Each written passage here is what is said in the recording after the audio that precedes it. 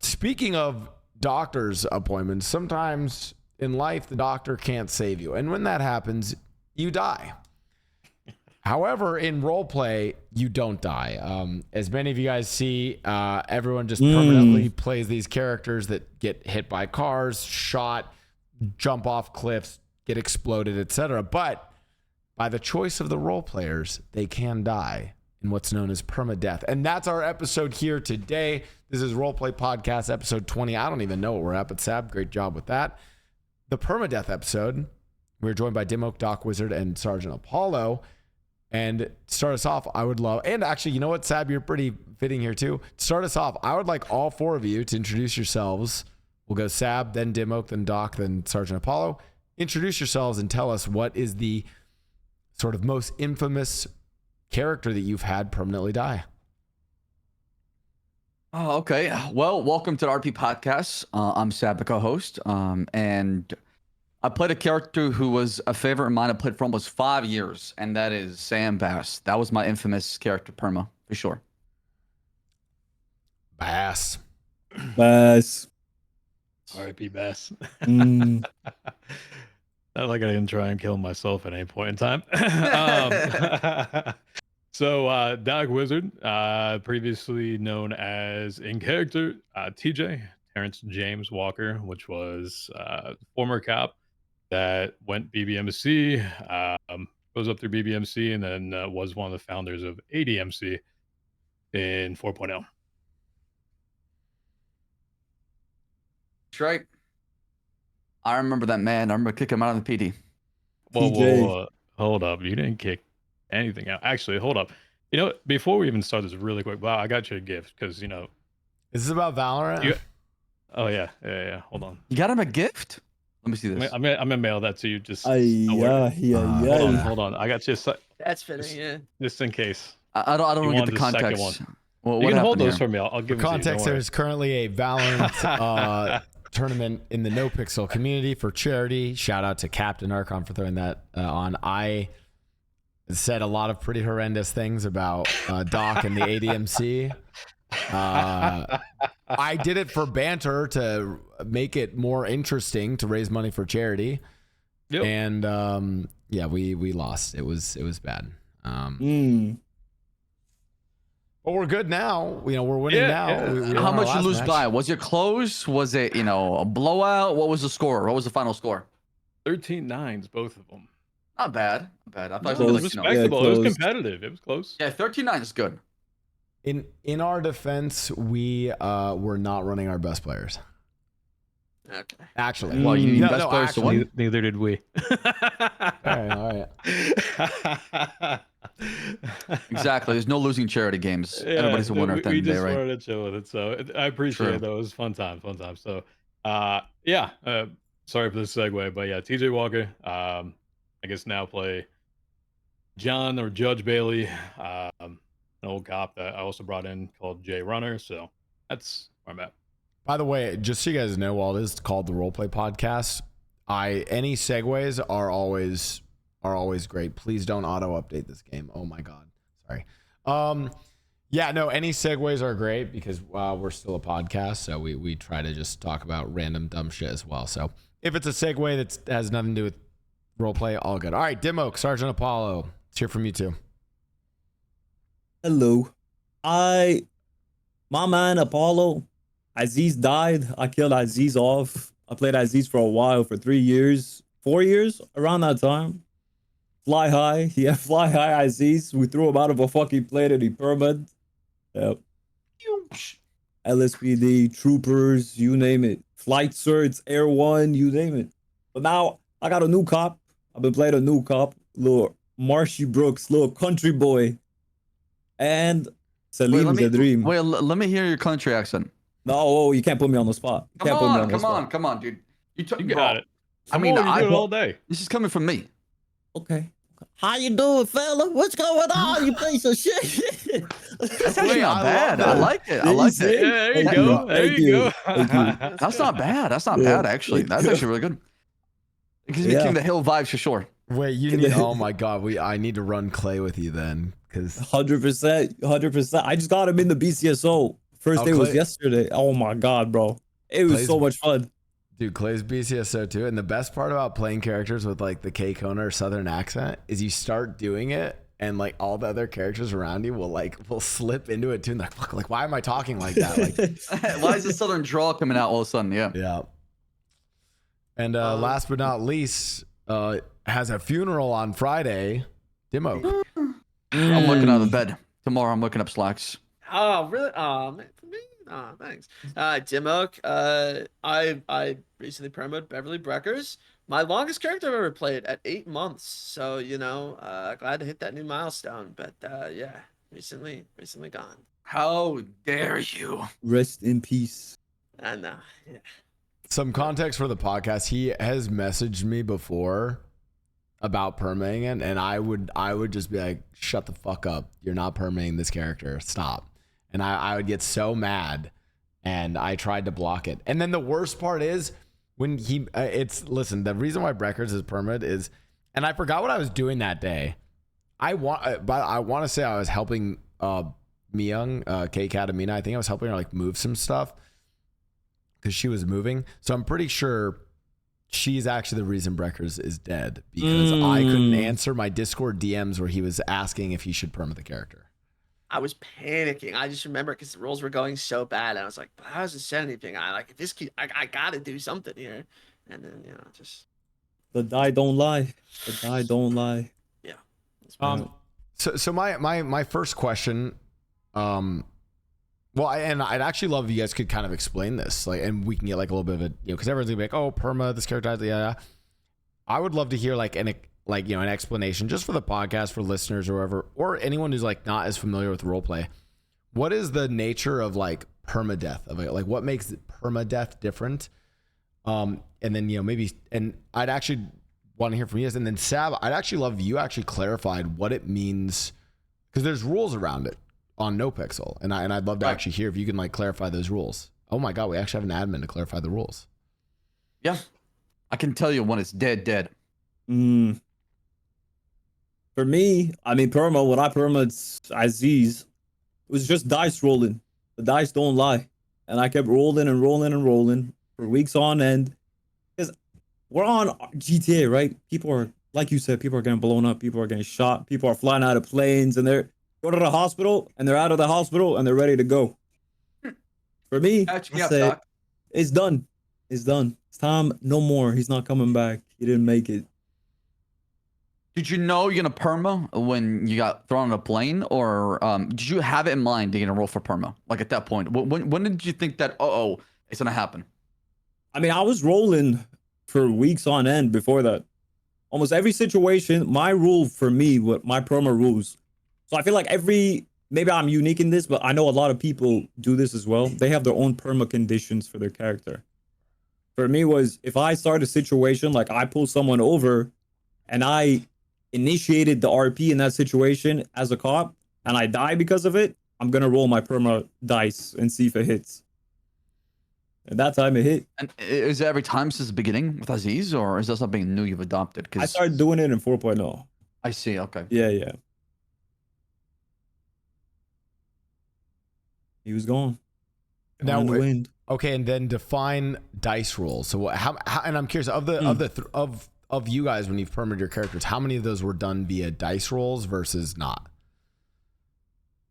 Yeah. So I'll take that a little bit, I guess. Yeah. So dice roll. I mean, each person's kind of different with it. Some people just do it as a 20. Some people will extend it. Is this a serious issue? It's kind of like the first one.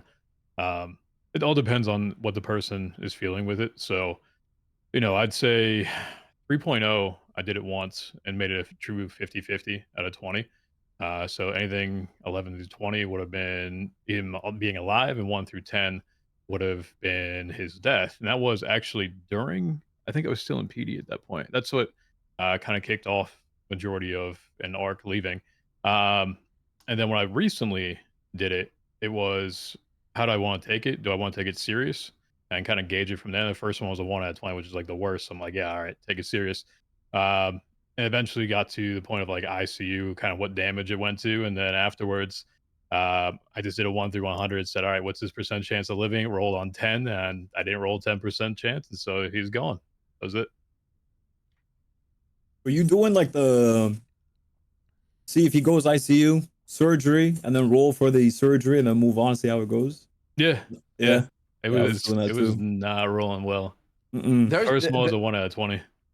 damn, that is just pure unlucky. There's some people that have it in a way to where like the chart is broken down and each dice from like 1 through 100, for example, right? Like to say 1 through 110 is like a certain amount of damage.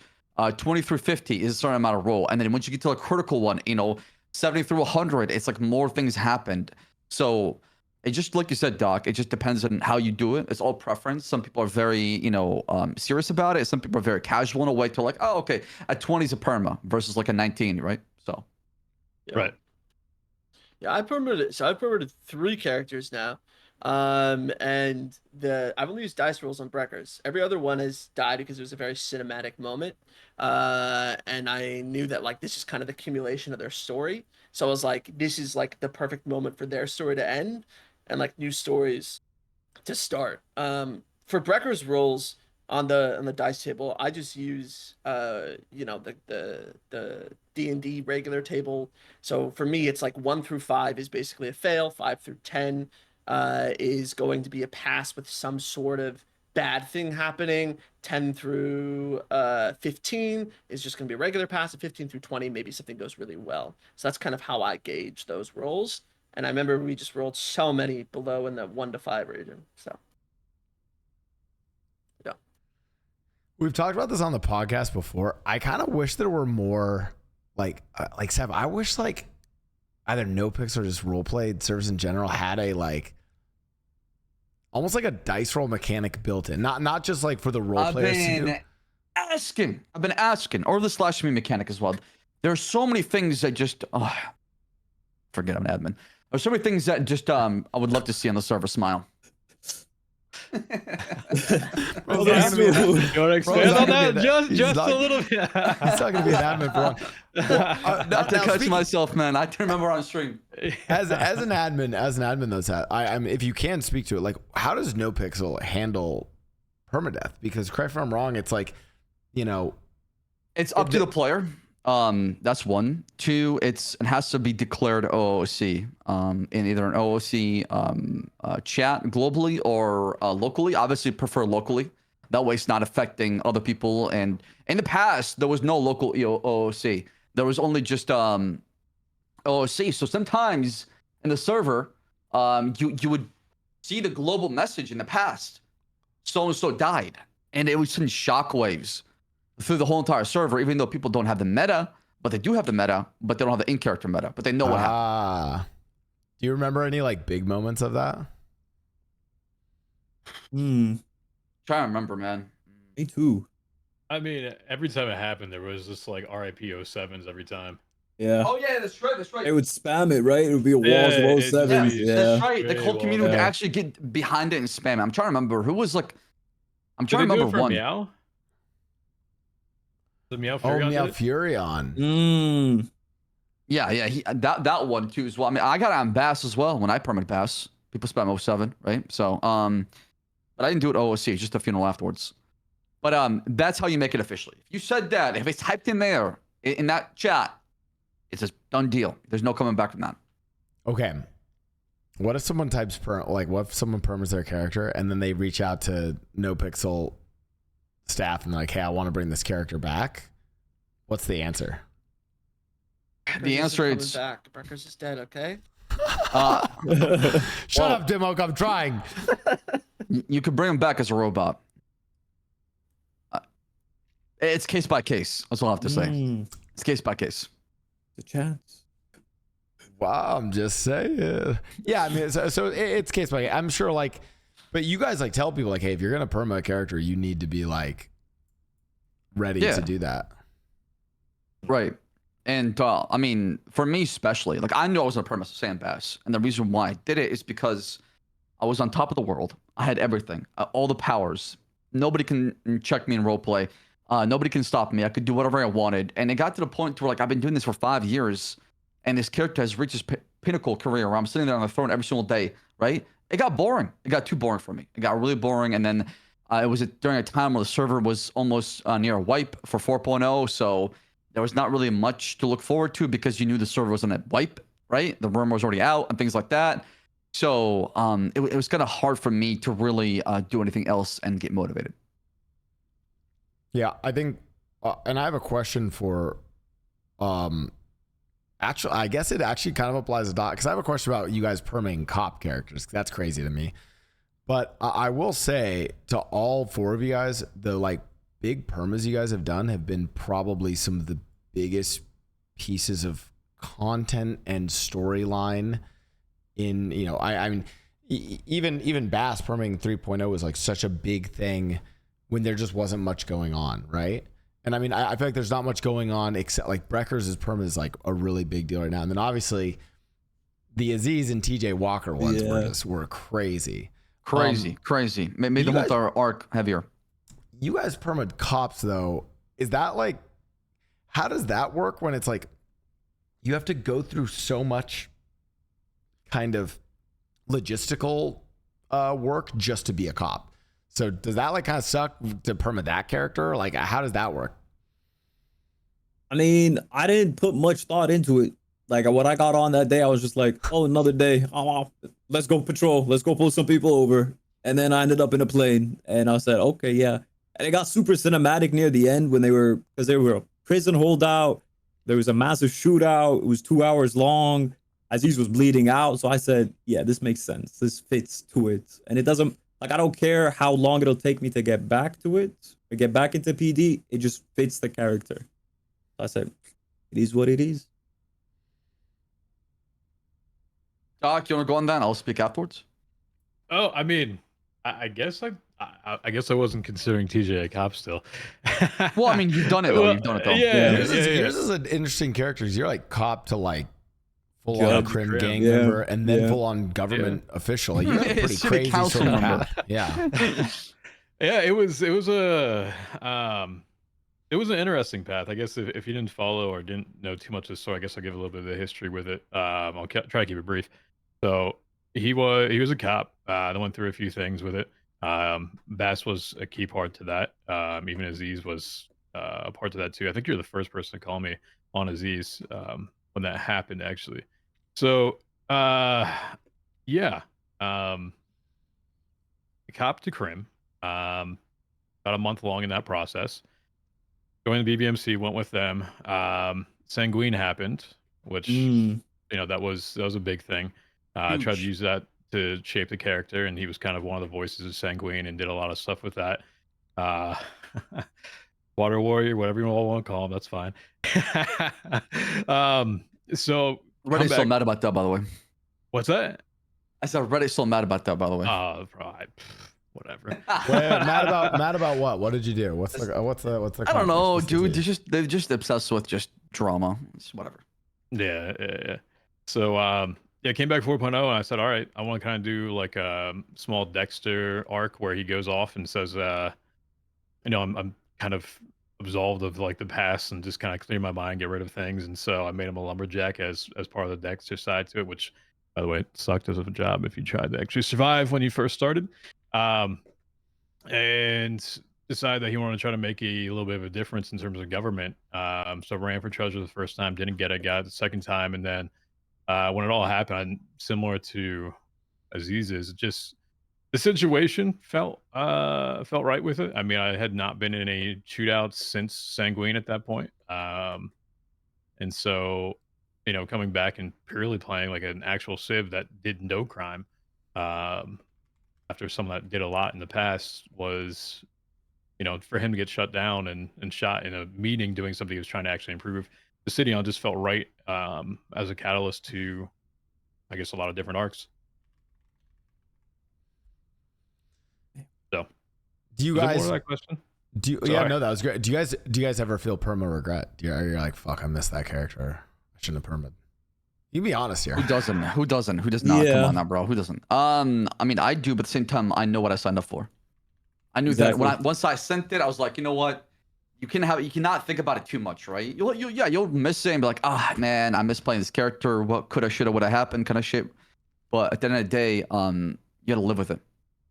I would say that's a very like complex question for myself to it. So for example, like from the crim side, there's a really big social currency aspect to it, right? You kind of think, PD, you can kind of make a name for yourself. You can, within the ranks and your performance and your job, how you do it, you get to interact with a lot of people. In terms of the crim slash like civ side, it's rebuilding that social currency and trying to do that like on a no character afterwards has been basically tumultuous to try to do. So is there regret on something that you established? That part, yes. Do I regret doing it? No. I kind of regret some other things that kind of happened afterwards I won't get into in terms of just like, more stuff that happened following those events. But yeah, no, I'm happy with the decision to do it.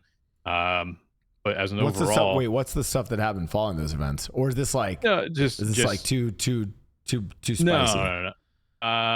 No, I mean, there might be a little spice to it, but I mean, you think of, for example, what led to the stuff afterwards, right? So my character dies. The dissolve basically happens with the council due to the whole court case, everything else that goes away. DOJ starts restructuring. So Disaster is what happens.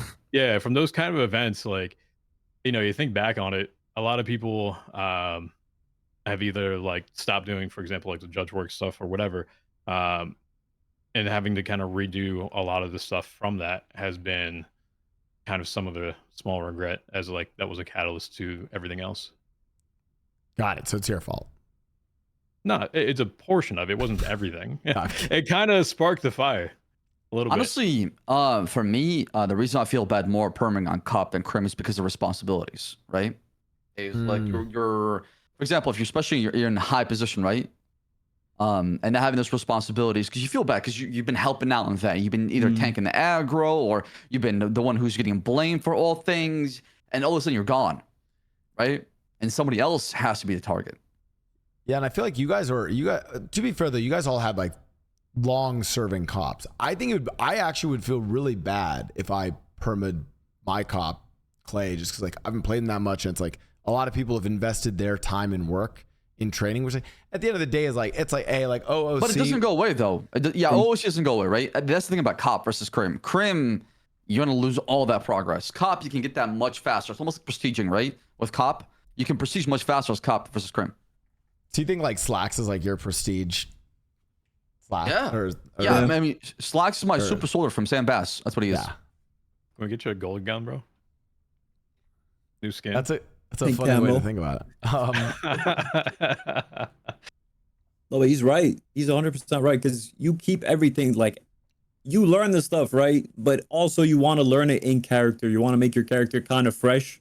So you kind of hold yourself back as you learn it, but you're not learning it for the first time, True. Yeah. Yeah. Okay, so then if that's the case, Dimoak, why'd you perma Breckers? Yo, man, I'm so angry. look, So it's mad. okay. So like, I also want to go with like, I also have a certain luxury here, in the fact that don't stream a lot, right? I'm not a streamer, right? And that actually affords the luxury of my stream, my audience, whatever. Anything isn't tied to my character, right? So I have a lot less OOC tied to my character, where like in character like is where all my ties lie, right?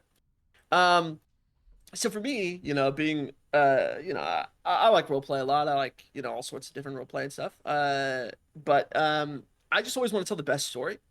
And I was looking at Brecker's trajectory like recently and stuff, and I kind of just realized like he's kind of done almost everything he really set out to do, minus his and like Mickey's, larger scale plans, right?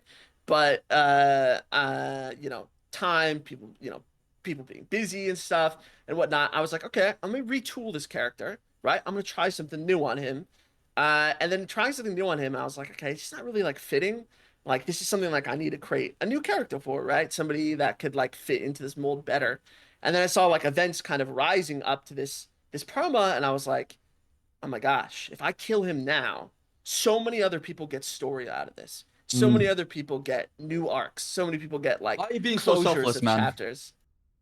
Yeah, that's right. That's right. Dude, it gave me the best roleplay stream I've probably ever had.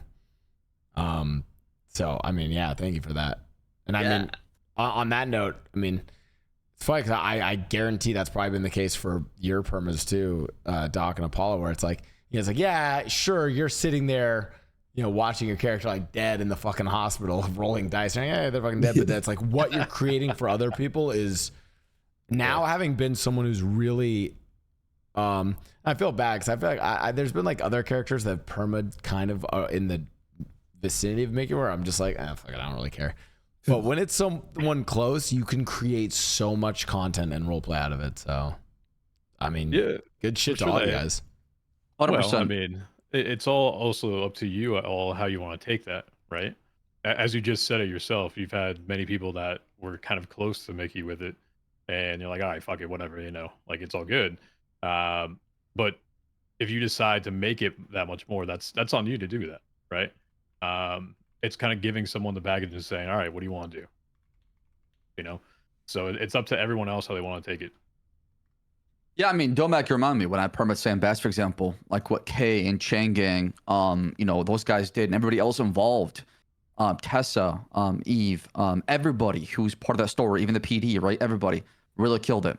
Brian, Medi, everybody, and I was so happy that I was able to end one chapter. And like you said, open up so many doors and chapters, somebody else, and give them that content and RP on top of it where they can enjoy it for days. And that's just a rewarding thing. It feels good afterwards. How do you guys feel about this take? I think everyone who's like more seriously playing on NoPixel should perma a character. Even if it's like just like a one life or just like a sort of a one-off character. I think everyone should go through that process just to like. Have you perma the character? I'm gonna spin it on you. Have you ever had a perma? Okay. So, hold on, pause. Okay, hold on. Yes. That's who you played. Okay. I'm gonna answer as yes and no. Okay. Yes. I've actually permaed a lot of characters. Nice. Okay. No, as in like never like what you said, TJ Walker was what you'd play him for 3 years. Bass was 5 years. Aziz was how long? 4 years. Yeah, 4 years. 4 years. Yeah. I've permaed many characters after a day. Have you thought about permaing Mickey? Has that crossed your mind in like situations where you're like, I could end it here for like this cinematic situation if it's ever think about it? I have never once. I would never perma Mickey until probably in the last week. I changed my mind on that. Change your mind more with this conversation. It's actually perma all my characters when GTA 6 comes out. You said up until so last brave, week, yeah. you changed your mind on it? Yeah, actually, Dimoak Perma'ing Breakers changed my mind on it. That was the moment. I mean, there's like there's other reasons. Like it's actually because I feel like it's a good completed story, right? Was it an inspiration? Because I'm curious with this, because usually those come in together, right? A lot of permas happen subsequently, and this has been like a historical thing. Is like someone may do it, and then someone happens afterwards. So it usually is almost like perma season, the joke with it. So I'm curious, like, because I want to know what you felt like with that. Because if Wreckers did it, what made you feel like you've changed your mind?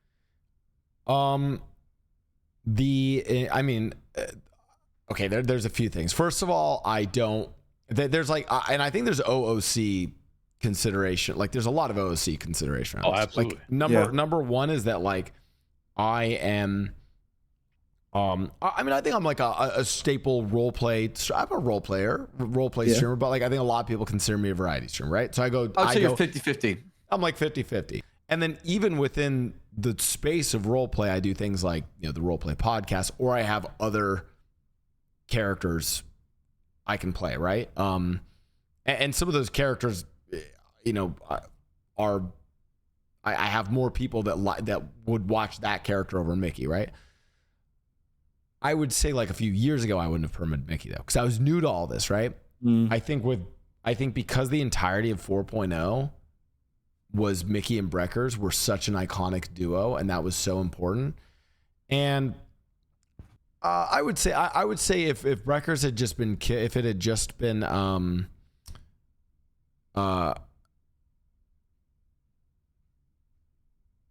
Wait, So who it's all the way killed he Breakers died. again? Yeah, it's the way he died. Yeah. Literally, it's because it's. I would say it's because it's Mr. K that killed him, and Yeah. because of Mickey's past with Mr. K. And I've said this before. The only person I'd ever perma Mickey to would be Mr. K. So that has now changed my Mr. count. K killed him. Mr. Yeah, K it's is exciting. kind of the one who killed. I mean, but again, I don't know. I'm not. This isn't like, oh, I'm 100% perming him to K. I'm not. But it's like it's not off the table. It's one of the conditions for your character. That's cool. Yeah. Yep. But yeah, I think that changed because it's also like it just creates a cool story. I mean, I've always had this thought though that like, you know, like, but for instance, like Mr. K's not gonna perma to. I mean, you know, Lord Kevin's not gonna perma Mr. K the character, right? Like, why would he? That doesn't make sense. Like a lot of people wouldn't perma their characters. Mickey is pretty close like that to me. And it's just until recently that I'd be willing to do that. So Yeah, I mean, especially with how RP is, right? I don't think I'm gonna see more permas from more of a content creator kind of side of things, because a lot of times, especially in the RP space, people fall in love with what the RP characters, right? And people start to watch you for certain characters, right? And people are just very obligated to have that pressure to make sure that, you know, play that certain character people look and watch. And as a result, it makes it harder to have that authentic perma experience. Yeah, I mean, those pressures come into it. I think, you know, from our sides, I wasn't tied to my stream. That's not like my, you know, my way of going with it. TJ was, you know, someone that was, you know, near to me, but at the same time, I wasn't dependent on TJ to do that. And it wasn't even like, you know, for you said, die to someone. It wasn't because, you know, for example, I got shot by Suji. That wasn't by any means with it. It was more, does the situation fit instead of dying to a certain someone? Right, but you can do that though, Doc. But Other yeah. people cannot do on the server, right? And that's what I'm Right, saying. Like, right. I think we're seeing less of that over time. In the beginning, you used to see permas left and right, in my Yeah. opinion, right?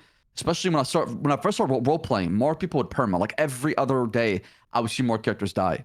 And I as don't more see as it role much. play, well, I'm talking about like in the when I started first role playing GTA, right? In the beginning, like back in 2016, 2017, and as we got 2.0, closer yeah. to like after COVID period is when things started getting more serious, right? And you start to see less of that happening. right, because it's almost more of a business decision at that Right. point. Yeah. Right. And I also, someone in chat mentioned it. I did just realize, wait, I mean, Dimoak is a little bit mixed with how Breckers died, but TJ Walker was Chain Gang, Sergeant Apollo Chain Gang, True. Ass Chain Gang. Yeah. So, and kind of Breckers. Is this the Chain Gang victims files? Those Wait, oh my god, monsters. I'm playing Mickey. Oh no. Hold on. Wait, He Mick- still has oh. Axel there too. Come on, don't. They don't could put that one complete- out True. Did you forget my Go character, Actual Justice? there.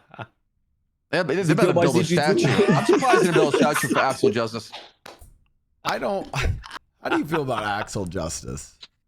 So Actual Justice was brought to help out with the 4.0 storyline, and I just did it just to help out. And then I knew the character was just temp. I know it was a temp character. I brought it in to push the story, and I didn't care what happened afterwards because the server's no wipe, right? So it didn't matter, right? It didn't matter at that point. So if it died, they got jailed, they got fired.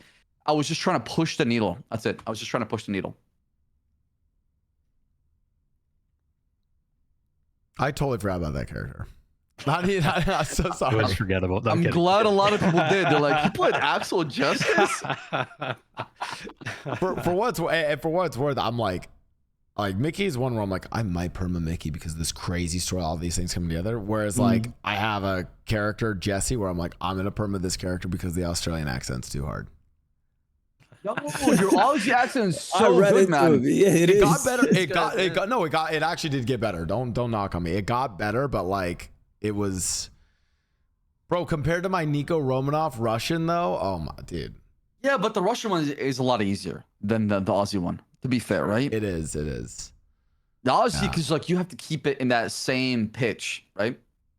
Yeah, and it's hard to go over the top, whereas with the Russian you can Right. go really over the top. Yeah, you can go really deep into it.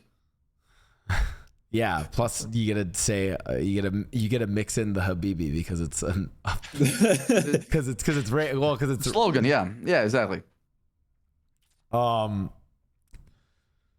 Apollo. What's would you ever perma a cop again, or are you like you want to like keep this new cop that you have? So I made this rule because everyone was telling me like I got shot down on my first day playing the cop. I started rolling, but everyone was blaming me. They're like, don't do it, we can't do it. So I said, okay, we're given a grace period, 1 month, and then we see what happens in a month's time. If he dies, he dies. It is what it is. That's it. If he dies, there's always coming back. I think you gotta wait however long it is, come back, play cop again. There's other stuff. Oh, you're about to get banned from the cop whitelist if you keep perma, man. Huh? So we're gonna give you like a quota a month. How many times you get shot down in a month? If you meet that quota, then you can roll. Wait, is this Aziz's cop? I'm not shooting him. All of a sudden, I don't want to shoot him. Let me go. Let me go. His quota needs to stay down, guys. Chill. Yeah, We have him a traffic stop. We know this guy's on the roll for perma. Let's not shoot him, guys. Just take the ticket. I think it'll go the other way. I think people start shooting on purpose.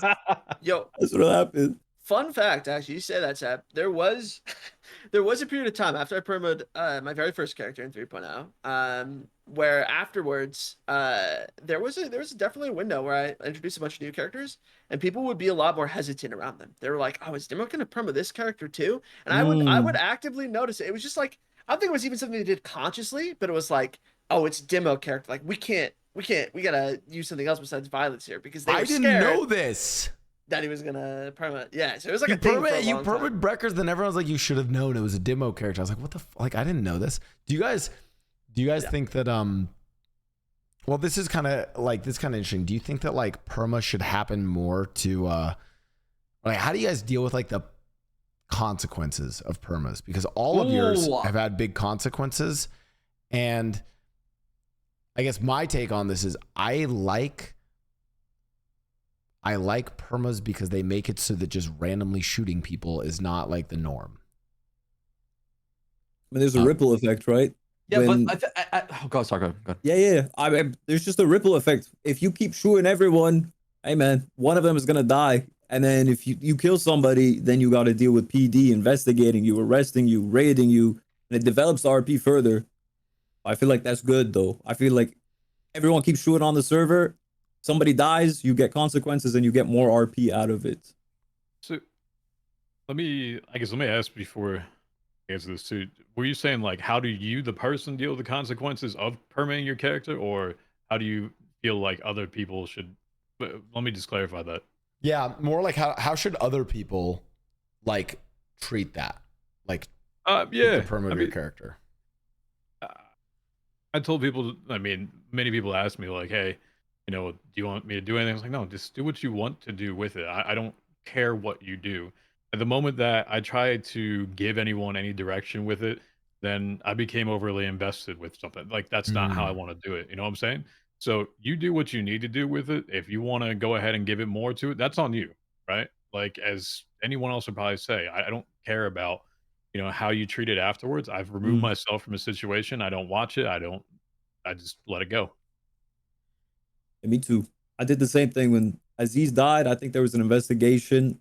I just, whatever they wanted. If the PD wanted to work it, they can work it. If they didn't want to work it, it is what it is. I just, you know, I gave them the RP on a book, on a plate. I said, go for it. Do whatever you guys want.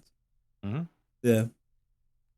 The thing I do like about it though is I do think that when a perma does happen, I do think it's kind of for a lot of people it is kind of like a little bit of a reality check, which I think is nice. Of just like you know, these characters can die. These characters are living people. Like a lot of the times they don't, right? But that can happen. And I think it also like encourages people to seek out other ways to role play situations sometimes around them. You know, people tend to, you know, think about things a little bit more creatively. So Yeah, I have an anecdote for you guys, which I'm curious, because this is a character that I permed recently, and Dimoak did another one as well. And I actually have a follow-up question, which is, how do you guys differentiate these kind of characters? So that character, what was his name? Cody, I forgot the fuck. I permed the leader of W or game type shit, for real on God type shit. So For real. W Aura gang was a gang from the suburbs type shit that was like just pure Gen Z. We were obnoxious as fuck. We all were like super permeable.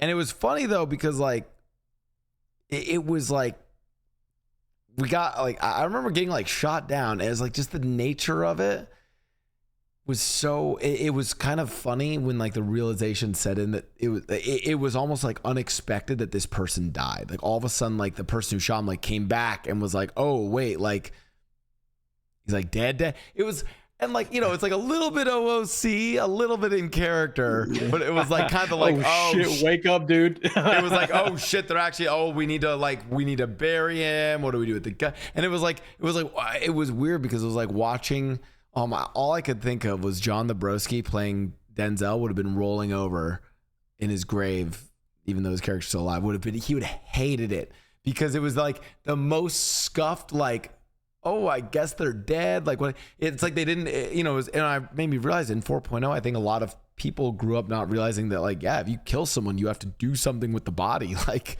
you know. At the gun, move the body, all of that. Yeah. This person ain't just going straight to the hospital. Like, all right, let me dip. Let me clear all my stuff. Let me get my story straight. Exactly. Because this isn't just, hey, you know, attempted murder and like you're in and you're out in an hour. This is hot charges. Yep. Set. Spike it. Doesn't Denzel have the most? Sorry, doesn't Denzel? He got the most permas. He killed the most people, right? Because he's permed a lot of people. Yeah, John Dabrowski's character. I think there needs to be a new whitelist coming in called ICU whitelist, where if you shoot somebody down enough, it forces them to an ICU bed and they have to sit there for a little bit. I like that. You leaking something? You telling us something? Give me the servo bullets. I'll do it. Yeah, I think greater, but we've talked about this in general though, like greater consequences. I don't know. I have always been of the opinion that just having people have more than one character would not only like let people have consequences, like bigger consequences on their whatever their main character is, but actually just create a lot more content and roleplay in the server if they have other characters. Not to like, I feel like this is like low-key, would be low-key griefing NoPixel, but I have wanted to do like permathons and just like have characters just constantly dying to like the calamity that is like the NoPixel server, and like to almost like, you know, Seb, you guys, what if the admin team did this? Let me cook, okay? You guys all make like multiple perma characters and you guys just go in for a week and then they're all just dying and people are hitting murder charges, boom, boom, boom, and it's like, oh shit, and everyone slows down, you know? That sounds amazing till there's complaints and people mad and upset and they're stuck in jail, Blau. And then no, they're stuck in jail, and then guess what they do? They play another one. Play another character. Yes. I like it's just that simple. Oh my god! If it was that simple, 7 years ago, would have figured it out. I'm gonna I say like the idea. I like cool. I'm just saying it sounds amazing on paper. Yeah. But the reality is some people just don't leave it in their comfort zone. Some people have built a brand and character around it, and they're not going to change as who they are. They'll use the character to play other characters within that character, thus keeping the same character, right? A lot of people just use that method nowadays because it's a lot easier to kind of brand that and to make it into a business, like you said, versus what you said. In a perfect world, Blau, in a vacuum, I love that. I'm all for that. But I think with today's RP, I think it's not very possible, or it's not popular. I would say I like those. I'll let you go, Doc. I was gonna say I do like those characters because they add some degree of familiarity though to the server, right? Like, it's like, oh, that's a staple of the server that I could always see. So I actually think that like on part of it is actually a really good thing. Right. I mean, like people do a really good job of keeping their one character very interesting by doing what arcs. They go on arcs, they change it, so they're almost playing different characters within that character. Question for you, you. Blau and Saab, actually, as people that do it for as you deem, streamer, role player content, right? Versus, you know, for myself, Apollo and Dimoak, I'm speculating here, but do you find your audiences, for example, have been split at some point, or you get, for example, Saab, right? You go from a cop and you have your cop audience, right? Yeah, you know, those people, you have a very similar, and then when you play Al Saab, is that a different audience? Is that the same audience? 1,000%, a completely different community. So why are people not I mean, why don't you look at it from perspective? Build the two characters up, you get different audiences, and if there's an option, you're building your community even further. I mean, if you got two options, split between them. Why split yourself when you can focus on one and be better at it? Does that make any sense? Well, yes, but you can also, I think you can also get people interested in your other. Sure. If you want to spice it up, if in my opinion, if your character is more in the support role, yes, you could probably play two. But if you're trying to be a driving factor and you're trying to have a story and you're trying to push something, it's hard to balance two characters at once, especially if you want to voice Andy too. Sure. I think my answer to that is like I have pretty much the same. I actually think I have pretty much the same audience regardless of what character I play, unless I play December Foos, in which case I just have a lot more people come in because it's a Foos character. But I play that one really sparingly. But yeah, I think actually one of the biggest issues that I've, like, my big takeaway for 4.0 is I was just trying to figure out how to play multiple characters, and I actually think it's really tough. I think what, weirdly enough, Dimoak's Perma Breckers let me do, and when I realized how I mean, granted I haven't tested this, so we'll see, but like my new thought is I want to lock in on one character and do a really focused storyline arc that you could literally give it a name, right? That's why I called the one with Breckers, I called it Ghosts, right? And then after that, I want to play another character and do a very deep, in-depth storyline with that character. The biggest issue, I think, Doc, is that like you end up jumping around too much, and you end up not getting that like long-term sort of story that a lot of viewers are looking for. Not only that, it's much harder for the audience to keep up as well. It's a whiplash when you go from Cop to Crim. So absolutely, and I'll give you a little thought with this.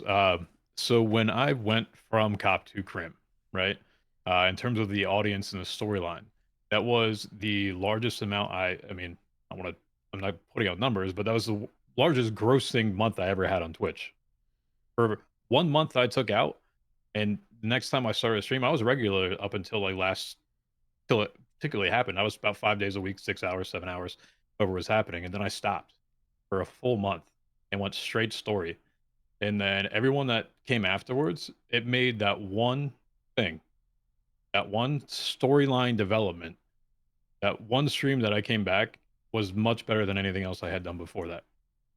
People get invested with the story for sure. I'm not saying like, oh, let me just go and one day I'm playing this character, next day I'm playing this other character. Sure, if you want to play different characters and develop them like a small snippet of something, sure, fine, cool. You're always going to have your main.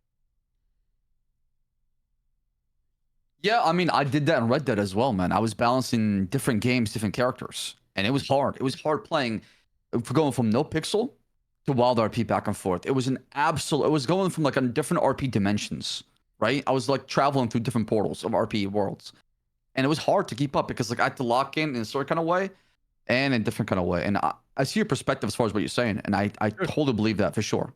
But like from my experience, it's much harder to get the most out of it when you're splitting yourself among two. Yeah. Is it I wanted to ask about Red Dead Redemption permas, because I wonder, is it just because of the culture difference between, say, the server of like Wild RP versus NoPixel, or is the game itself lend itself more to permas? Yeah, curious your thoughts on that. My thoughts are two things. It's a combination of both. The game is beautiful and it's very immersive. That's one. And then two is the serious atmosphere of Wild RP, right? That's why, right? And on Wild RP, I would say 80 to 9% of them are just regular role players. They don't stream, right? So like, Doc and Dimoak said, there's no OOC pressure or responsibilities. If I want to kill my character tomorrow because I'm bored and make a new one, I can do that, right? To me, it's just a game, not business. It's not content, right? It's just role play. Now, do you feel like if you ever got into like a serious story mode, that you really were vibing with the story on Wild RP, that you'd be like, all right, you know what? I'm just going to chill on this for like the next 2 weeks and only play this for next 2 weeks. Yeah, absolutely. The thing about Red Dead, once you get a story going, man, it is like crack. Okay, you're hooked on that thing because the climax to it is so amazing. And then once you have that climax, just everything afterwards, just the catalyst behind it, it's just so cool because everybody takes that and everybody has a role and they stick to it. And then it just kind of branches out, right? It doesn't stagnate in one area. It kind of branches out the whole entire server, and everybody else feels a ripple effect around it. Yeah, I think to also add on to what Sam was saying too is I feel like in the Red Dead the stories are so much like they're a lot more slower paced, but they lead to these more epic conclusions because it's like this very very slow build up to like one intense moment that happens, right? And that's why I think it makes like a perma much more likely because there's also like you see the kind of violence that you would normally see in NoPixel a lot less often in Red Dead just because of the nature of the storytelling, right? There's a lot less guns to even go around, and the guns are a lot less effective too. So like when something truly violent happens, I feel like makes a lot more sense to perma off of it. Okay, I was gonna say I think people perma also more in Red Dead because it's less self-insert. I don't think people like to perma self-inserts or characters that have more self-insert vibes. And Red Dead forces you to move away. I don't want to see myself die. No, no, you're right. You're definitely right for sure. No, for sure. Yeah, I agree with that. Yeah, and someone in chat said the medical care wasn't as good. It's like, you get shot like in the head. It's like, that guy's dead, right? Whereas nowadays, it's like, I get shot in the head. There's nanotech. The doctors are really good. We got stem cells. I can repair my fucking brain cells. Yeah. Man, my brain grew back. Hey, look at that. The hole's gone. Have any of you guys ever played on a server where there was forced perma? I have, yeah. Whoa, no, that sounds awesome. What was that? That is Daisy RP, my friend. Okay. Yeah. And it was. Oh, dude. The thing about like having a perma built into the RP in Daisy was so cool is because if you caught a disease, you knew that person was gonna die. It's just a matter of time. Imagine going this like RP dinner with somebody, knowing that they're gonna die in 30 minutes, and you basically had to spend the last 30 minutes with it because next time they came, they were a different character. If you die, you died. That's it. You had to make a new character, new story, right? So the people that died did not come back and not with your friends. So for me, Daisy RP was just so surreal. That sounds sick, actually. Hardcore, yeah. Yeah, That's pretty legit. Yeah. You don't think so? I mean, like, you go for 2 days or whatever it is, and like you start getting in with a small group of people, and then you just die in 2 days. Yeah, it was very funny. One time I came up across these like cannibals that killed me, that ate me, and I died. That's how I died. I mean, some scary shit, man. They were doing like a fucking sacrifice ritual. I was like, what is this satanic shit going on right now? Like they're in a circle dancing, and then I'm tied up against a tree, and then they kill me, and they start eating my body. I'm like, oh my God, dude. Holy. It's Daisy. On that note, okay, this is interesting. How do you guys, given that it's the role player's choice to perma, how do you guys then feel about like how people like, I feel like NoPixel, like everyone's kind of pulled back on this where it's like, no one's like, I have, maybe I just haven't seen it, but like, I feel like in 4.0 I haven't seen someone like slash me cuts off your head. Right? Like, do you guys think that it's, well, it's against the rules. Oh, really? Yeah, you can now force injuries on somebody. You can't easily slice off your arm. You could ask them though, right? Yeah, if they consent to it. If they consent to it, of course. Oh, I didn't even know that. Yeah. Oh. It's like if you have somebody, what I did when I was playing Salim, I can't remember what the story was, but we had somebody, we needed to get info out of them. I would go like, would try to, I don't know, cut off their hand, cut off their finger, / does it work? And if they say yes, they say yes. They have the choice at the end. If it doesn't, then we move on to the next thing. Yeah. Yeah, you could roleplay with them. Obviously, you can't just kidnap somebody saying, tomorrow I'm going to find this person, I'm going to chop off all their fucking toes and fingers. Like, how is that supposed to roleplay, right? Like, getting finger replacements, I guess? I don't know. I mean, you kind of look at it as well, but it's also up to them how they want to do it, right? You can try to make a deal, get it back. You can try to do whatever and be like, all right, maybe the surgery was successful. I mean, people have done this. How many times people get stuff like cut off or just how they RP it. It all depends how they want to do it. If they want to take it seriously, they can. It's the awkward part though, is when you think they're taking it seriously and they're not. It's like, bro, where's your missing ear? I'm pretty sure I chopped that shit off. Yeah. We're back. Where's your eye patch, man? The eye's looking real good right now. That's the awkward part of it. Like we're like, you know, just not on I the know. same page, but it happens. Yeah. It's not perfect, right? Dude, Yeah. I didn't have they didn't have the eye patch in for the longest time, so I couldn't have Mickey have an eye patch. And then finally, Yeah. I put the eye patch on, and be like, oh my god, like, why do you have an eye patch? Like, what? They're like the people who met Mickey 4.0, and then I just like, I've always had this. What are you talking about? Just gaslight them. Let him think that. Yeah, I had it. It's the I had Mandela it. effect, right? Yeah. Whatever it's called, whatever that terminology is. But yeah, You still see glass it? eyes go hard in Los Santos, indeed. Agree with that, Summer John. Mm. What would be okay, someone in chat asked like what would be the most impactful perma? I mean, like I think there's there's a lot of names coming on. So I want to actually, I feel like that's like an easier question. So I want to give you guys a harder question. For you, what would be the saddest perma? Like this character dying would be genuinely sad. It's a tough one. I think Tessa. I've got for me. 2. Tessa, yeah. No, If Tessa- see, I was gonna say that, but she has a clowns down, right? Maybe That's true. before, maybe in the beginning of 4.0 she was alone. Yeah.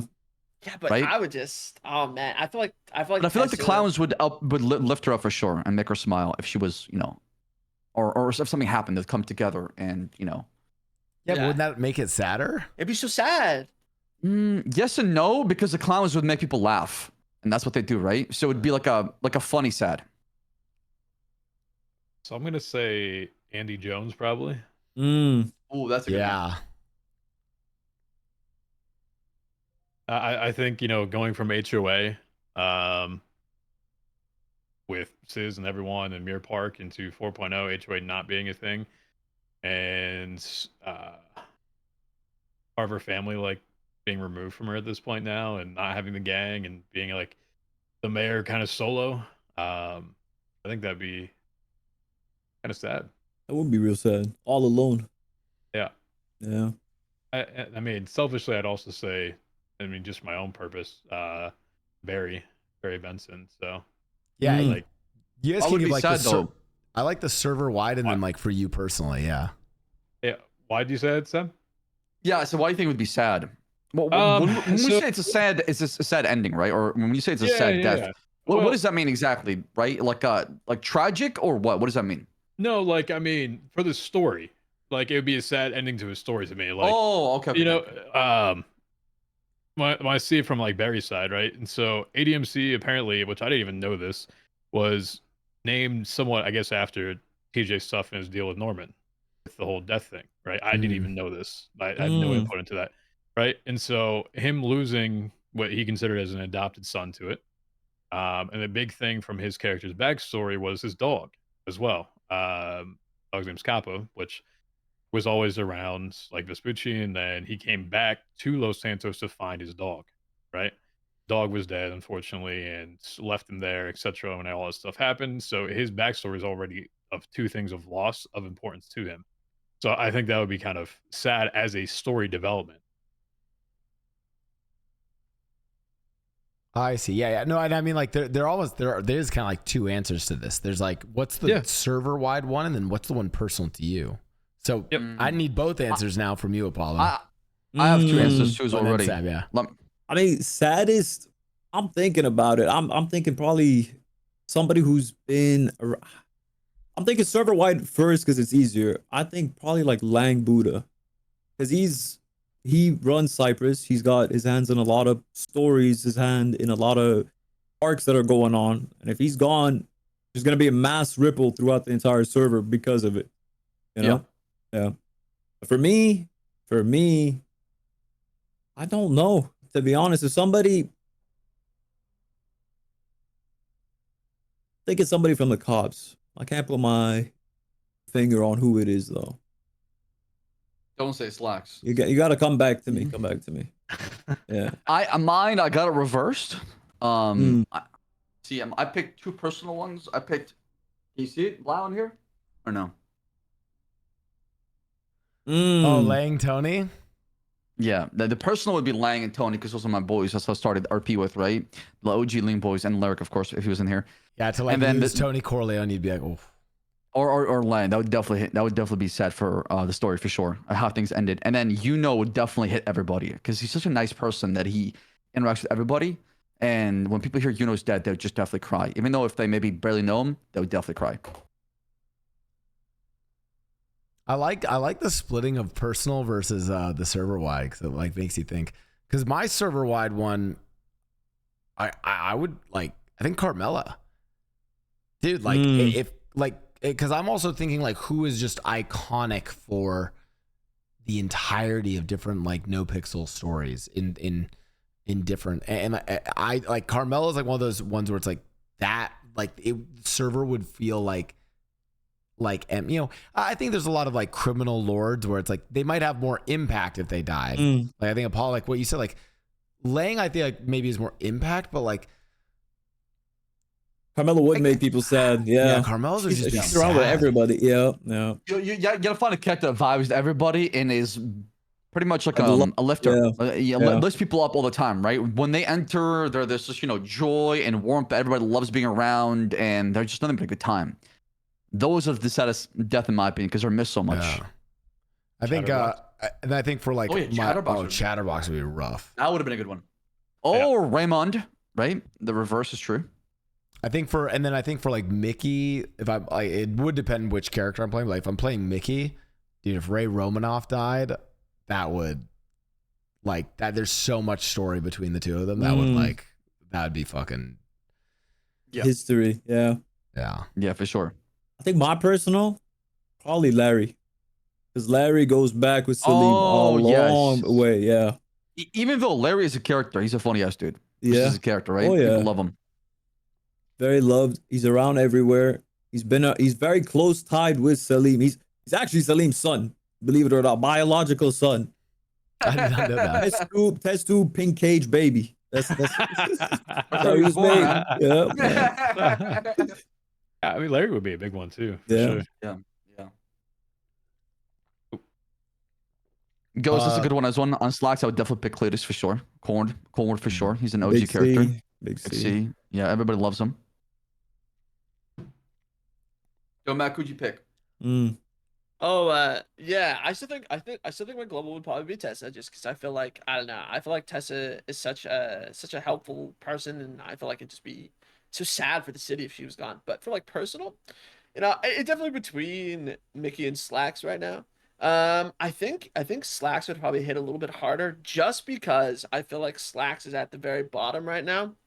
So if he was like to die, it would be like even worse, because I feel like Slacks is such like an ability to like, I don't know, make a big switch in his life to fix, you know, turn everything around. And I look at Mickey and it's just, you know, it's just sad. So damn. I don't want Mickey to die, but damn. Honestly, I'm really sad about the Slack story, because it could have gone somewhere, but you know, shit happens. Yeah. Hey, I found the guy who fucked up Slacks. And I shot him. Oh, you telling me meta right now? How am I supposed to have an organic reaction hearing that in character? Sorry. Okay, I'll try to forget. My bad. Thanks, babe. Okay, don't stop. Is that what you want to hear, bro? Becker's just happy somewhere, man. Oh, is that what you want to hear? Dude. Oh my god, bro! That's the character, man. Like, chill. Yeah, but you're telling me in character information, so I'm responding back. Okay, aren't you still in the ICU in character? Like, relax. You know what? Switch to Mickey. Yeah. No, I mean, like, I want to do the Perma episode just because, like, I've realized like how big of a deal that can make on storylines.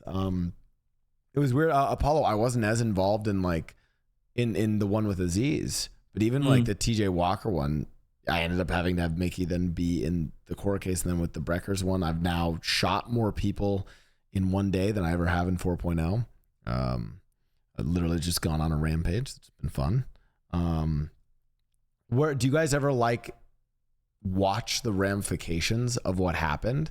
Like, is that something where it's like after you've perma, do you go back and then watch the ripple effect that you caused?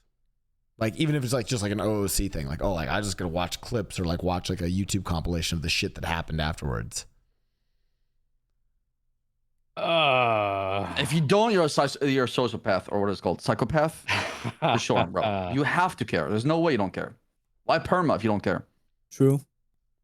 I didn't watch much, to be honest, because I took a long break after I permanent Aziz. I had surgery, so I was just gone for a while. Came back, maybe seen a couple clips about people investigating, interrogations. It was really cool. It was nice to see, like, even that long after, people are still hooked into the Speaking of story. that, Yeah. Speaking of that, okay, and sorry to cut you off. No, no, How do it's you not- feel that Aziz never got the justice that he was supposed to get? Aziz is buried in an elevator at the hospital. He never had a he never had a funeral or anything. So, but it is what it is. I like Doc said, I made the decision over there, and that's when I cut the ties with him. So I was like, whatever happens after, it is what it is. If it happens, cool. I'd like for it to happen. If he gets a funeral, would have been nice, but Still Tried. has not a funeral. Tried. yeah. Oh yeah, yeah. That's something that we've not done a good job of in the PD for sure. There's been what, 2 permas, right, in the PD so Three. far? 3? 3. Is it 3 or 2? Was it 2? Sure. I want to say No. 3, but I could be wrong. Rooker, myself, trying to think who else. One more cop died recently. Yeah. Right? Oh, maybe recent in the time between. Like, No funerals. It wasn't Slacks. Yeah. I'm So- a little. Oh, go ahead. Go ahead. No, you're good. I'll go. Okay. after. Okay. I was just gonna say, like, I'm a little story gremlin. I'm here for all the story. I kind of like catch bits and pieces of it. I don't like to like watch full things. I like to just catch like tune in for a little bit and see kind of the ramifications going on. But I mean, like everybody who's been role playing recently out this Brecker's death, like it's incredible to see because, and not only does it show like how much your character meant to these people, which is really like heartwarming and like really nice and really cool. But it also just shows that it was like worth it, you know, because you're seeing all this new storyline come out of it. So I like to catch bits and pieces of it just because it's nice to know that was meaningful and it's going somewhere. I mean, yeah, the stuff you cooked up is great, Blau. So I think as a note for all of you guys, I think the other thing that is really cool about permas is it pushes people to do a different kind of role play than what we usually see in the server. I mean, there's obviously serious role play that goes on, but like the majority of NoPixel, you know, is much more lighthearted, humorous, Right. whatever, right? And it's like, Yeah. Right. oh shit, but like when characters perma, I mean, an example that jumps to mind is like Lysium on Benji had just some of like the saddest scenes and was saying some of the saddest shit ever. And it's like all of the role play between Benji and Breckers before him was all just like lighthearted banter and stuff. And then to like see that switch and see Lysium adapt to that was like, oh shit. Like that made it hit even worse. So, I mean, that's the other thing I was going to say. Props to all of you guys because you bring a little bit, you know, more depth to the overall server and roleplay. My next question for you guys, do you think that there's like a sweet spot for the amount of permas going on? Like, do we ever get into like a perma drought? Or is there, as you guys mentioned, like perma season where like if too many are happening, does it diminish the, I don't know, impact of them? How do you guys feel about like maybe the frequency of it happening? I feel like it can, right? It can. Yeah. But right now, I feel like we're in a drought, to be honest with you. I don't think there's been much permas other than Demo. Like, he died recently, and there's been a lot of Chastity, RP. yeah, there's been Chastity as well. True, Chastity. Jesse Adler. too. Yeah, she Jesse died. Adler. Oh, recently, it's right. Take Yeah. back what I said. There's more permas now, I guess. But like, I feel like if they overlap and the stories are together, connected, like it's the end of a chapter, I feel like there's closure for the entire arc, the entire story, if the permas are happening together. You know, yeah. 100%. Yeah. I think to me, it doesn't matter how many permas are happening, is how impactful as a perma is, right? Because you can have somebody get on the server every day and play on One Lifer where people die, right? And it's not going to change much. It's not going to resonate with people on the server, the characters, because some asshole I barely know just died, you know? Even in real life, when people die, you don't care that much versus somebody's close to you, right? Yeah, you know, actually, I'm gonna take this and also answer your last one with it too a little bit. You know, it is exactly what Saab said. It is the impact around it. People die in the server probably more frequently than you probably imagine. I'm sure Saab can go look at all the OOC messages that are probably Oh, on I your can- accounts yeah. and be like, Yeah. you know, this is how many permas. You're gonna be like, who? And you'll have no idea, right? Yeah. Just because that it's like one of those tree falling in the woods type of thing. You just don't hear it, right? But at the same time, it becomes then how many big names are left that you consider, right? Because people got to develop those names. And so who's that title perma that you're chasing after? Well, you gotta basically develop those things now, right? And so if you don't develop them, then people don't know it. Also, to your other question beforehand, in terms of like, do you watch it afterwards or you deal with it? If you ever want to watch your own death, sit on a bed for like 2 or 3 hours and have people come give like their eulogy. Like, this person was like the saddest shit I've ever seen in my life. I was like, man, this is what you mean as a character to everybody else. And you're like, Mm. what the fuck? And having 20, 30 people do it and then seeing like a convoy of 30, 40, 50 cars, even Cornwood going into it and everything else. I'm like, holy That was shit. so cool, man. The tribute they did, all of the MCs Yeah. coming together, that was so cool. I love when people do that. It shows like, hey, man, like people can come together and do something really cool, right? And it's not always gang Yeah. and mechanics and shootouts. And the community has like put together art pieces, tributes, everything. So it hasn't like, I think the community itself builds itself around these things, but they also do it for the events. When things were first fresh, people were out like being creative, and that's when RP was at its like at peak. You have video edits, you have art people that are watching you all, and they make pieces with it. And when an event happens, people want to recreate that, and a lot of people have recreated things around that, which has been pretty cool. Dimoak, are you gonna be like in the server for the funeral? Like, are you gonna be in? I don't think so. No, I think I'll just watch it. I do have some stuff planned though that like kind of working on to hit it, right? But like that's like one of the few things. The funeral is like one of the few things I don't actually like watching. I'm like I always watch it because it's like other people are coming around to talk about your character. Like I feel like you should be there because I don't know. It's just like that's why they're doing it a little bit. But man, like that's where it really gets you in the feels, and it feels like the final closure. And it's like, okay, that's it. Like that's done. Like the funeral happened. Like your character, is gone, gone, gone. Like that's like the last kind of remembering point. So it's tough. It's tough to watch that kind of stuff, I think, sometimes. But yeah, I have some plans kicked up for it. It should be good. I'll be honest. It was really tough watching the after fact of the Sam Bass perma. That one hurt me the hardest, honestly. I had to like step away from roleplay for like almost a couple days because people were roleplaying their asses off. I was like, dude, holy shit, this is so surreal. The way Tessa and Eve and everybody else that got into it, and Kay, and just it was crazy. I watched everything. I watched all of it. Everybody did an amazing job. I felt just great that effect. I was able to give this gift to somebody else who can take it and make it better. Man, the final send off for me was the thing that broke me. When they do the final send off on the radio when you die, it's your last time going 42. I don't know why, but that was just everyone came by, talked, said everything. It was emotional, but that one was just, I was like, damn. I shed a tear. I was like, damn. I'll still be listening. My next question literally is about this. Like, how much of people, like how much of this, when these characters die, how much of it's, role play versus people genuinely being sad that the characters did? Like, is it a mixture? How much do they put it in? I was curious for some of your guys' thoughts on that. I'm still listening in, by the way.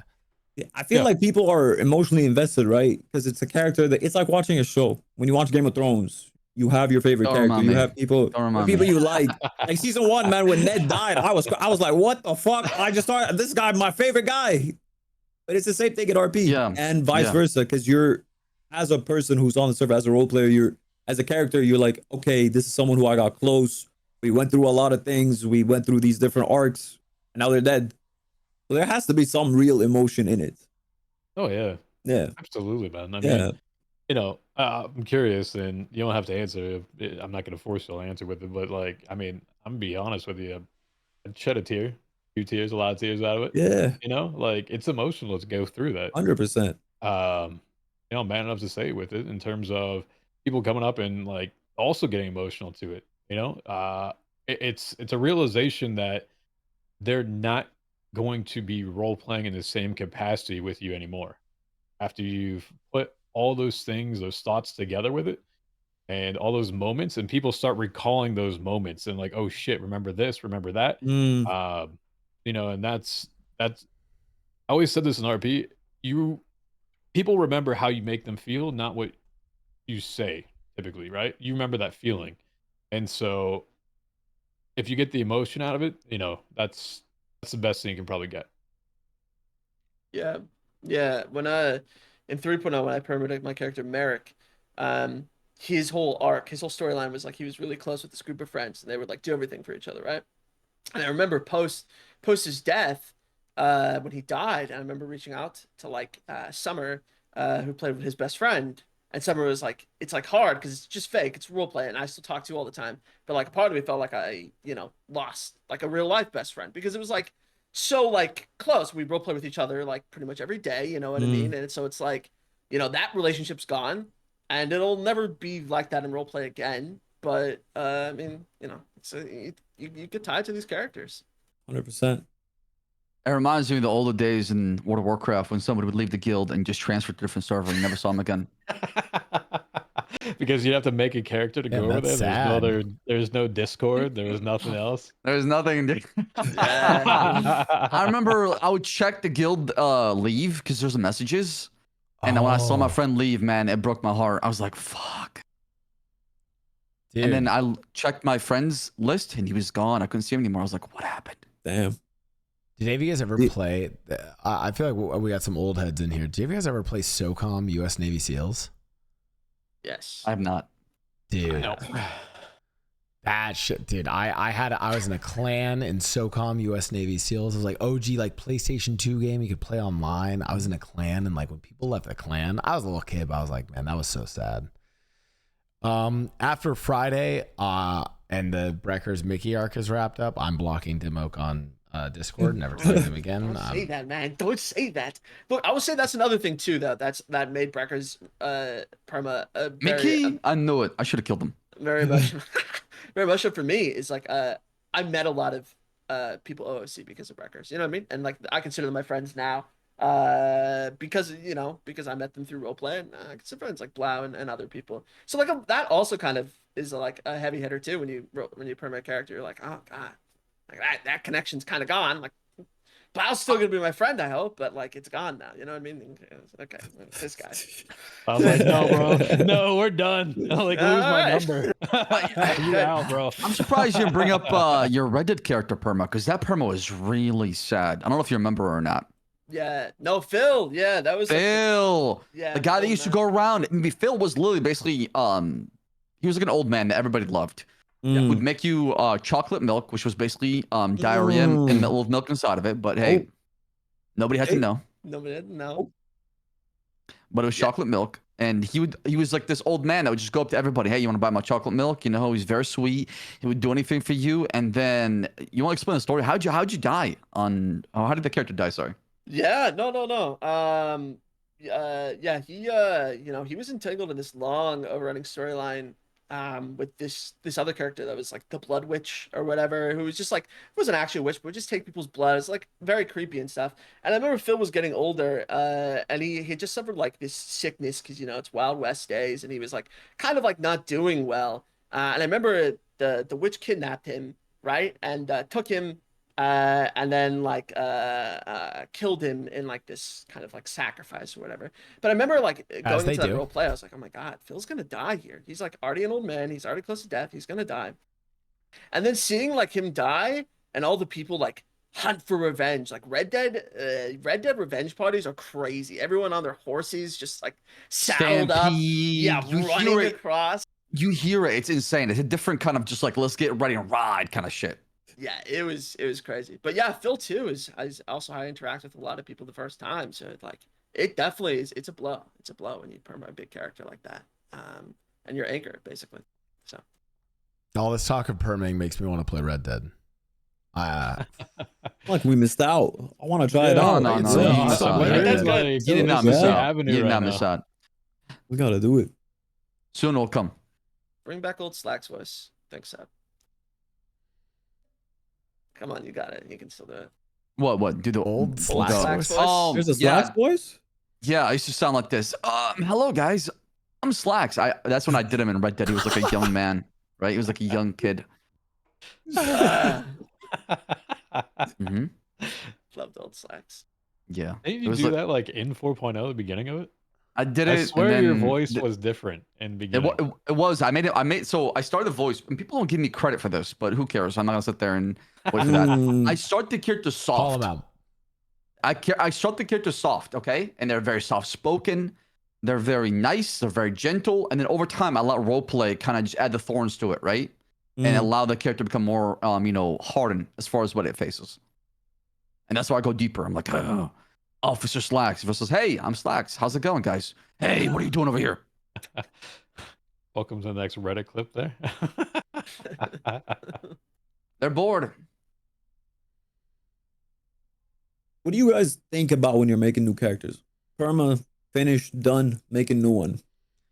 Do you think character traits before you make the character themselves, or do you make the character, because everyone's different when they build their own character?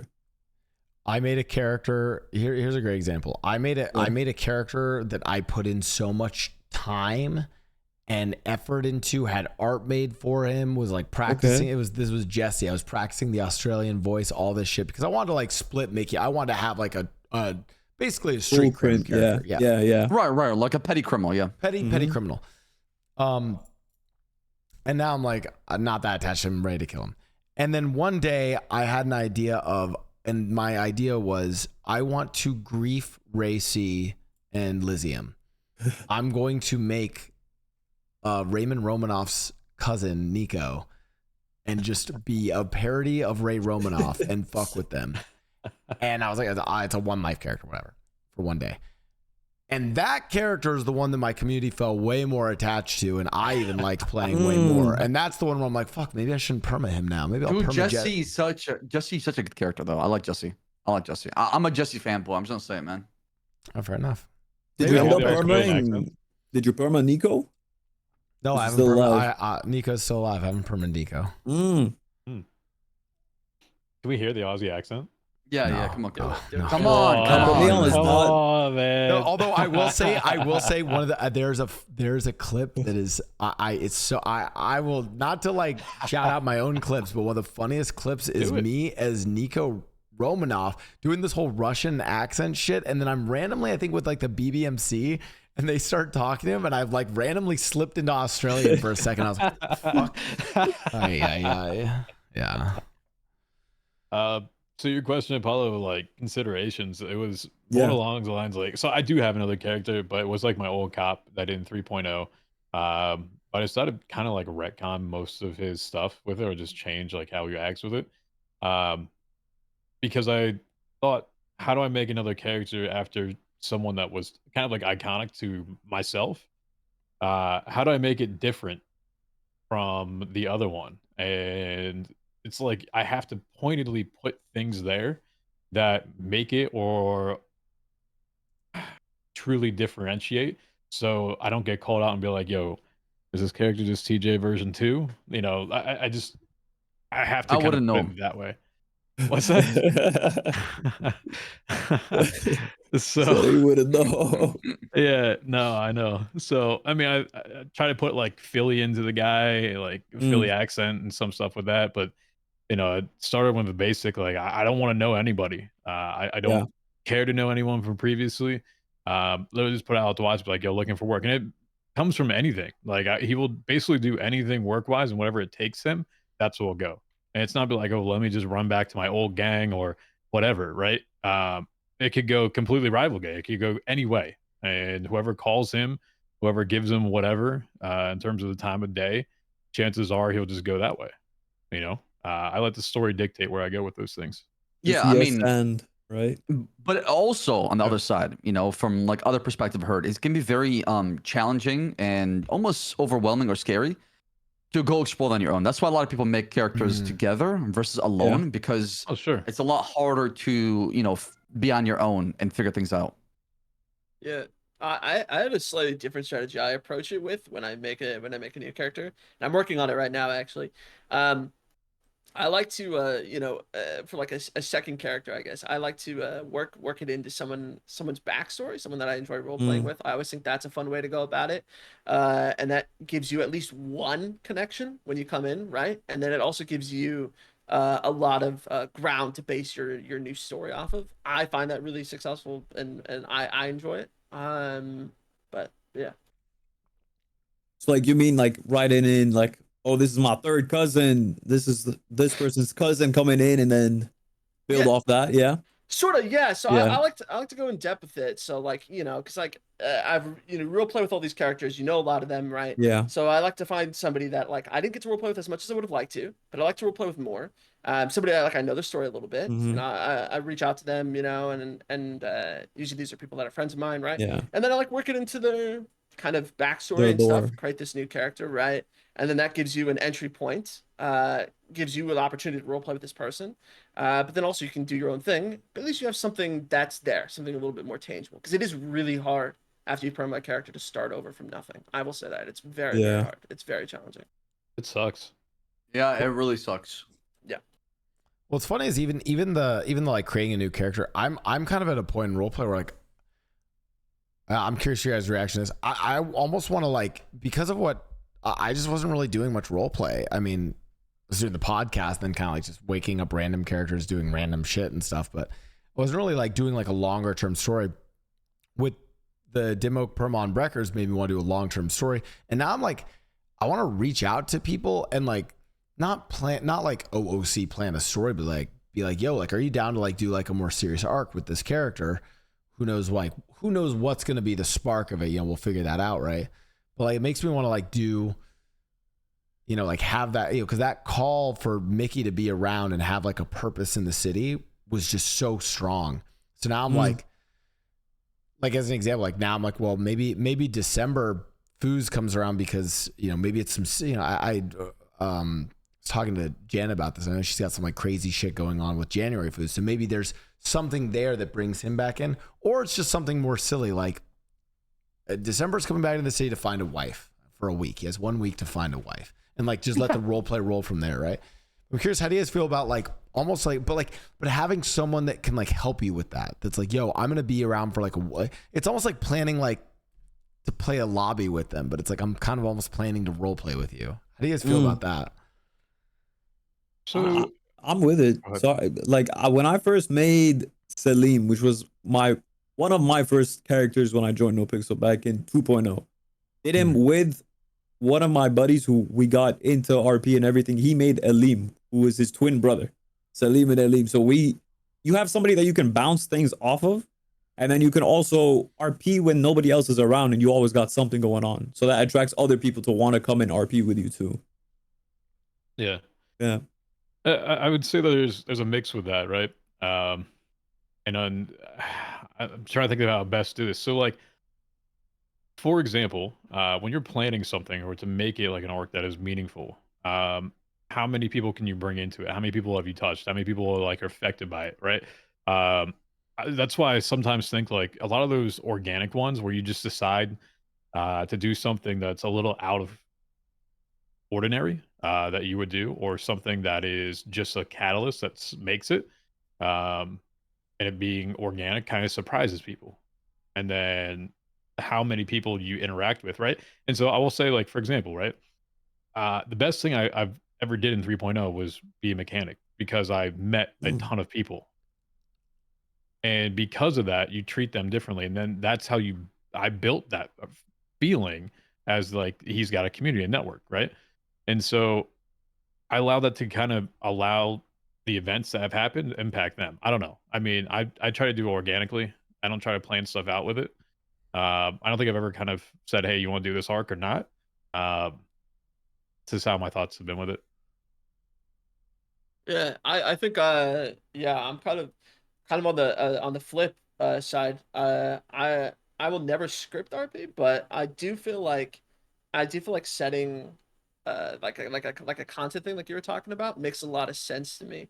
I feel like there's a lot to be gained from like communication with other players. And I feel like it can be the spark for something that's really great. Like you mentioning December coming in to get a wife, like, and maybe January is helping with that. Like I think that's a very intriguing premise that could then include so many different people across the city, right?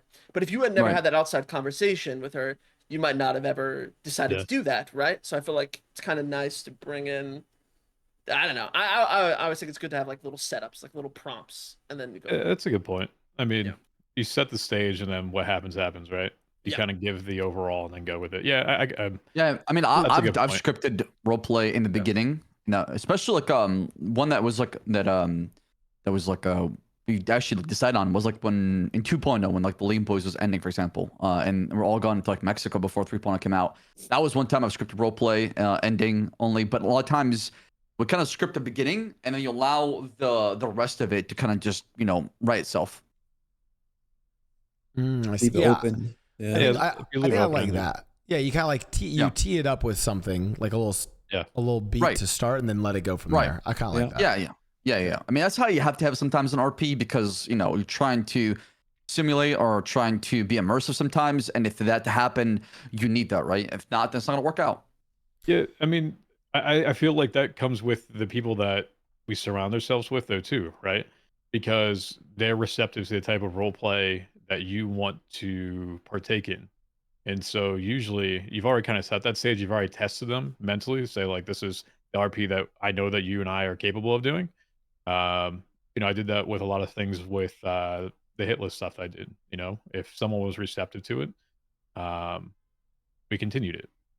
But it's like a test. I mean, you're Right. automatically saying in the background, this person would be good for this, even though that you know it's going to happen. Right. You already have things kind of in the back of your head. Kind of. I see what you're saying. Yeah. I have so many ideas now. I'm inspired. You guys have inspired me. Time to perma Mickey. Guys, I have kept you here for what is the normal time for our podcast. Actually, a little bit longer. The Roleplay Podcast. Which Saab, where can you find it? Oh, Saab, hello. Good guess there. No. What happened? Oh, you good? You good? Wait, what happened? Did I cut out? Yeah, you did. You The fuck just said, happened? "Hey guys," and then it just went silent. I was like, "Whoa."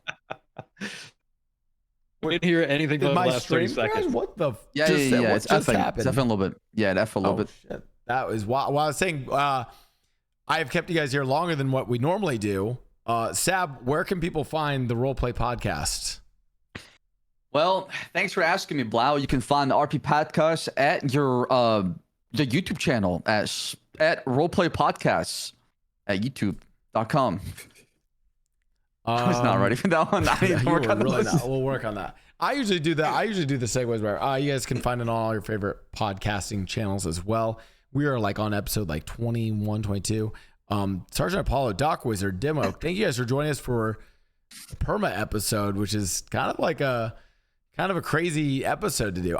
Here's something I want to ask you guys before we end. What episode do you guys want to see the Roleplay Podcast cover next?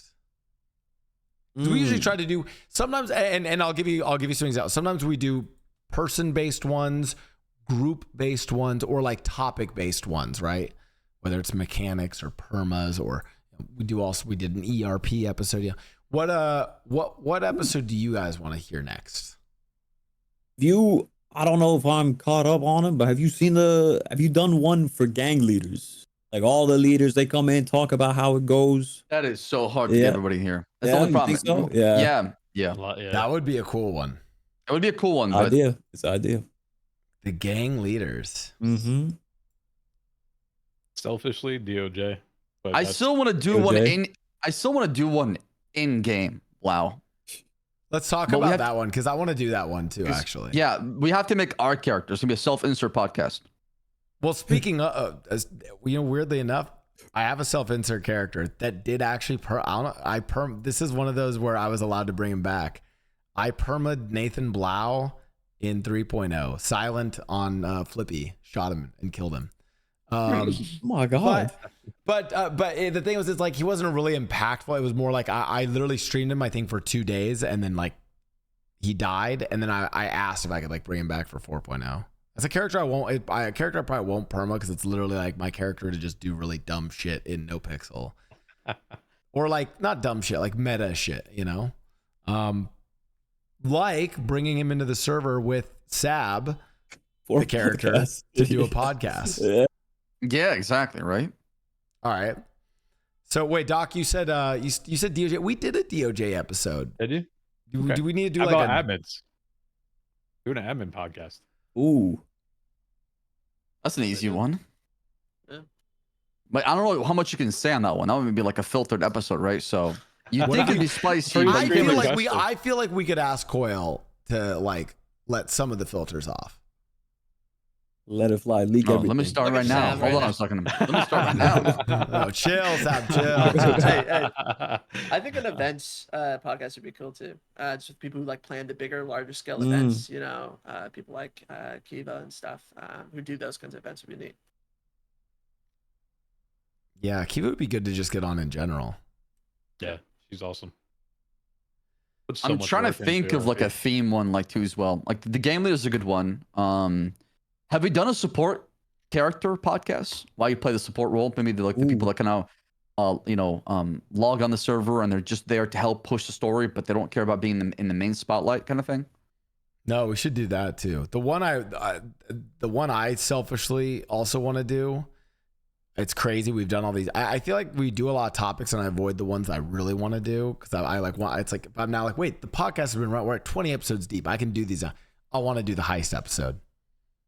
I want to do an episode on heist and just talking about heist, like the design, the chases, like Yo, bringing in dev that made one. Whoa. Yeah. Not only that too as well. Yeah. We can also talk about Into like philosophy. Go ahead. No, I was talking about the difference between 2.0, 3.0 heist and 4.0 as far as plans and that as well, because there's been a major shift as far as that too. Yeah, Major. it's crazy. Like It's very crazy. as a cop, I used to look forward to going to plans. Like bank robbery, oh man, I can't wait to see what kind of plan they have going on. And that's all gone now. I'm curious because you guys have played cops at different stages. What was the peak heist era? Like the best heist era? Between 2.0 and 3.0 for sure. I think Yeah, 2.0 was my 2.0. favorite. Yeah. The bank trucks, man. No. The bank, not the bank truck, the bank heist, not the bank trucks. Oh, okay. Getaways Plans back they in would 2.0 do. Yeah. they were so good, and 3.0 too as well. Yeah. I mean, I liked it when the casino was kicking off. I didn't. Remember that? Not on the cop side. Not on the cop side. No, man. not you when it mean- happened. Hold on, like the lead up to it. Okay. The lead up to it. Okay. Because Oh, you're bringing me some fucking PTSD Vietnam flashbacks. Yeah. No. Doc- Not the Doc, actual that- casino. Doc, The lead that up was I my- thought was really good. That was my Okay. favorite era. My favorite era was because I mean, granted, this is selfish, but it was pre-casino, Clean Boys days. I felt Yeah, like I mean- that was when we were doing like the vault and like the yacht and then we'd have just these crazy fucking getaways for all of them. Yeah, it would be like the Avatar: air, fire, earth, fucking water, earthquakes. Yeah. it was I everything. feel like the casino was what kind of put a stop to that actually. Casino You know what I wasn't mean? much getaways, right? It was just. Holdout. Oh yeah, it was Yeah, just the the holdouts on the holdout. PD side for us at least. Well, because Yeah. it was so hard to do a getaway for something that you couldn't. You were like, I don't Get even know if away I'm from. getting fucking in this thing. Right. Yeah. I think it was from that, like the casino, when I was saying the build up to it, you saw people running Sandy that didn't run Sandy. You saw people trying to buy mats. Like it was a server wide event basically to get people to do an attempt, right? It's not just like how many server racks can I have up for Buttcoin and go ahead and buy this thing.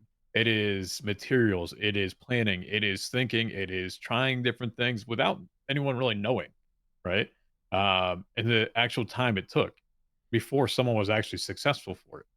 I same thing with like the yachts, everything. When someone did it, it was big. And it took them a lot of tries, right? They would fail Yeah. over and over. Yeah. Yeah, and a lot of it was 85% preparation and 15% action. Yeah. Yeah. Like you knew that attempt meant something.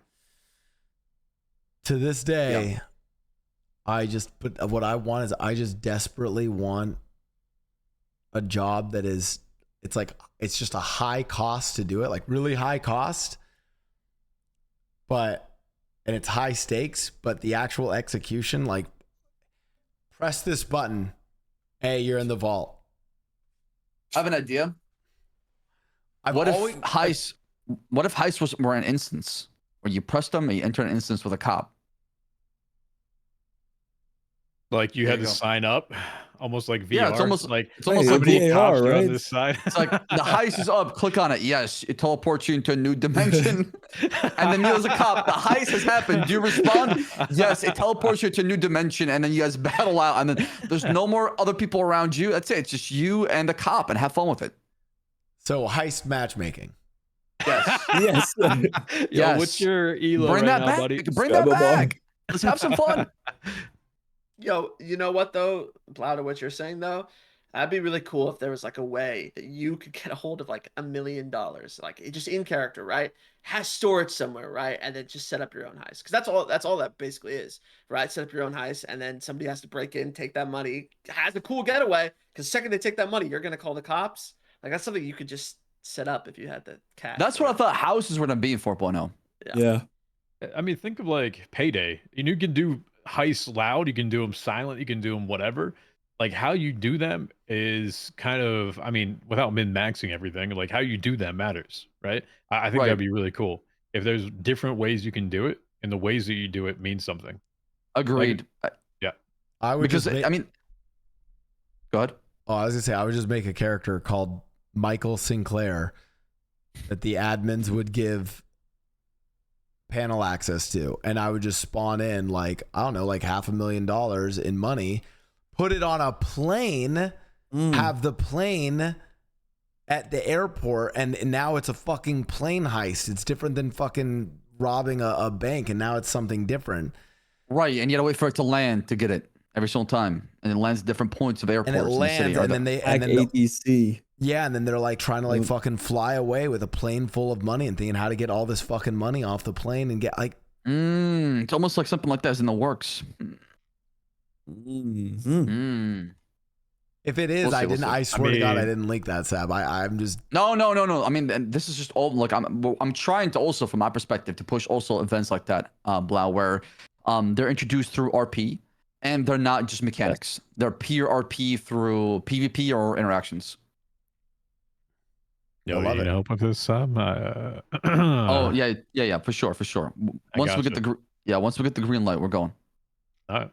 I'll be down to help. I mean, if you need help. And Yeah. to make sure those characters don't have an unfair advantage, they will Be one life first. Perma. And that was our episode today. Thank you guys so much. It was the Perma episode. Apollo, DocWizard, Dimoak. Thank you. Thank you guys. It was awesome. Thank you for having us. Au revoir. Of course, guys, take it easy. Sab, what do we say for the Roleplay Podcast? See you next time in the city. We don't say see you next. It's see you in the city.